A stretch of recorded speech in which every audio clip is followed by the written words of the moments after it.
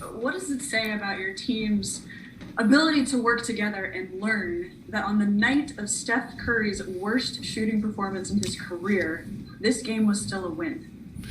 I think what it says, Gareth, is we've become a good defensive team. Toronto is one of the toughest teams in the league to guard. They scored 144 2 nights ago in Sacramento. We held them to 105 points. So I'm really proud of the group.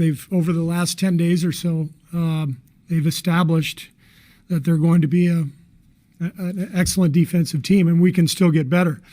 And I liked tonight. I mean, the result couldn't have been any better in terms of winning, but learning a lot of valuable lessons. They really took it to us in the fourth. We didn't handle their pressure very well. We didn't execute very well. And those are all things that now we have on tape to see, where we can make some improvements, and yet we were still able to come away with a win. So it was a scary one, but we feel good about walking out of here with a win against a championship caliber team. I mean, we know these guys, and they've been there before. They're tough. Don't pay attention to their record. That's going to be a good team in the East. How specifically is Andrew Wiggins contributing to you guys being a good defensive team?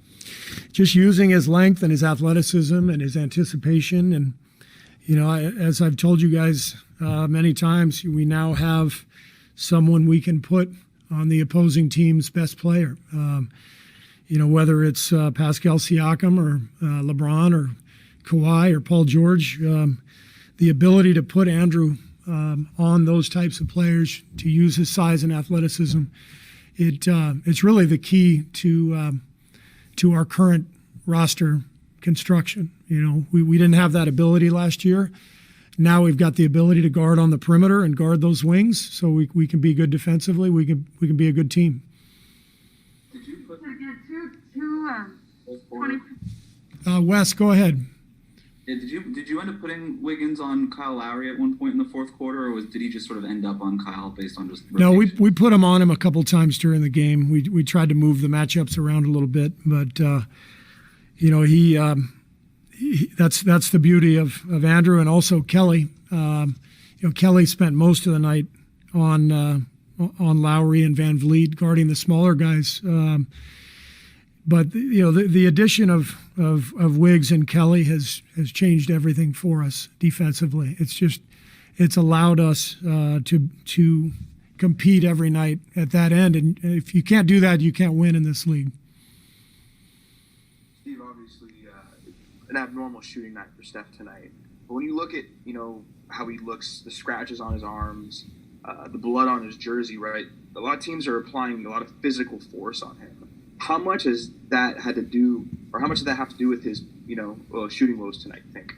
Well, I thought Toronto did a fantastic job on Steph, and they played a great defensive game themselves. I thought we handled that pressure very well for three quarters. And even you look at the stat sheet, we ended up with 30 assists and 15 turnovers. That's a really good ratio. And for most of the game, we were able to take advantage of that pressure on Steph, that attention they were paying to him. But the fourth quarter, they really turned it up and took us out of rhythm, and we weren't able to get much. But I give a lot of credit to Kyle Lowry and Van Vliet and Siakam. I mean, this is a championship bunch. So what happened in the fourth didn't surprise me. Lowry changed the game with his ability to get to the line, which he's been doing for years, and their defense really kicked in. So they played a hell of a fourth, and they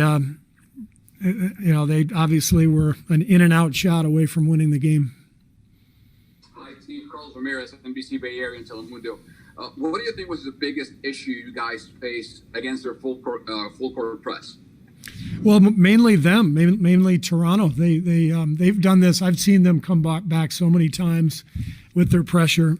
They're extremely athletic and they're very strong. Lowry and Van Vliet don't have a lot of height, but they have tremendous strength. And when you throw Anunoby and Siakam out there as well, Chris Boucher was fantastic tonight. I think he had 6 blocks. That's as athletic and tough and physical a team as you're going to see down the stretch of a game. So it was more about them and their pressure. But with that said, we've got to watch the tape and improve our execution next time we're in that spot. You mentioned the defense. I know how proud you are of the way the guys are coming together. But what does it do confidence-wise for the group when you can show them the box score and Steph does go 2 for 16 and you still can find a way to win? Yeah, I mean, I think, we have enough talent, enough weapons to overcome a bad shooting performance. So I don't even know that I need to say anything. It's, if it happens, these guys all look at the box score. They know what's going on. And they know by this time that the key to our team is our defense. And we were very good defensively tonight again. So we're absolutely heading in a good direction. Did you think you could overcome a Steph game like this prior to the season? If he got this cold, did you think it was possible? Well, you guys heard me. I mean, the first day of training camp, I talked about our defense and that we have to be a defensive-minded team. And that was the point, that this is not, the team from 3 years ago with KD and Clay and, all these different offensive weapons. This is a more traditional NBA team, with a couple of great scorers. But we have to be able to rely on our defense. We're not a historic offensive team like we were a few years ago. So it's got to be about the defense, and the guys are they're responding to that message.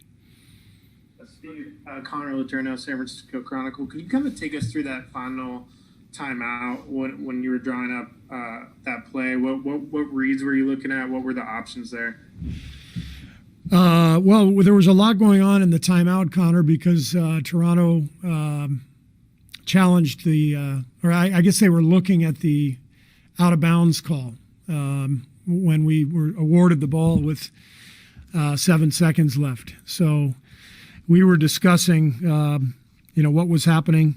And then on the play, we got a million plays, and we just wanted to try to get Steph free. And obviously, D. Lee is a guy who just hit a game-winning shot a couple weeks ago in Chicago, and we're going to have him on the floor all the time in crunch time because we know what he can do. And he just made a great play. They doubled Steph, and Steph found him, and Dame not only drew the foul but stepped up and knocked down 2 of them. And it was especially impressive because after the challenge, they changed the call from 3 free throws to 2, so there was much more pressure on Dame, and both of those things were automatic.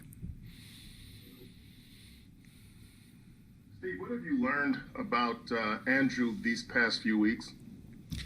Well, I don't know that I've learned anything more than what I learned at the end of last season, honestly, Monty, because he played really well for us in those 12 games, and we knew what we were getting. We were getting a guy who could score and a guy who was super long and athletic, and there's a premium to pay for guys like that in this league, and there's a reason for it. You saw a bunch of them out there on their team tonight. You've got to have that athleticism and length, and he's using it and doing a great job at both ends. Anthony Flores with the NBC Bay Area. You guys are 6-4. Is this where you hope or expect that you'd be after the first 10 games? Well, I knew on opening night that we weren't ready to start the season. We felt that, given with James and Draymond missing the entirety of training camp and us being a brand new team together. So if you had told me when we walked onto the floor in Brooklyn that we'd be 6-4 after 10 games, I would have raised my hand and taken it for sure. Are you saying a competitive nature in Andrew that maybe is at odds with the reputation he's had? I just think Andrew's in a different set of circumstances right now.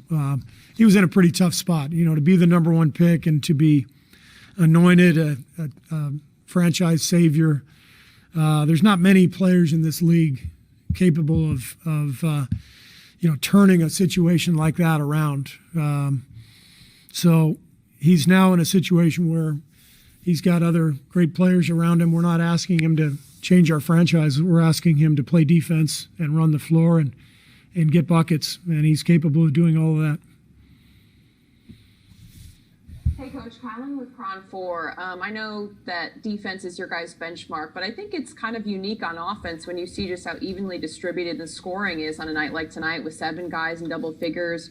We've talked about how many assists, you guys seem to have game after game. What does that say about your team on offense and the style of team basketball you're playing, especially a night when, Steph goes down, the other guys step up?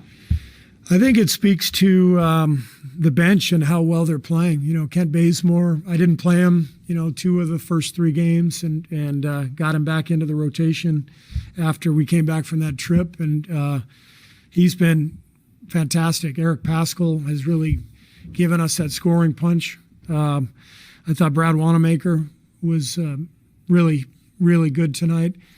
And, Damian Lee has now, basically won 2 games for us out of the first 10 with, 2 big free throws tonight and a game winner in Chicago. So I'm really, really happy with the defense and with the second unit. And those were the two things we were really trying to lock in on at the beginning of camp. Steve, the session was great by Andrew on Pascal. He changed stance 3 times, contested with the left arm, which was the right one. What do you get from Andrew on defense that you would also get from Clay? What makes Andrew such a great defender and similar to Clay at some point? Well, length and strength. You got to, if you're going to play the wing, you got to be able to guard the best players out on the perimeter. You got to be able to switch and guard strength down on the block. You saw Andrew guarding Siakam occasionally tonight and keeping him off the block.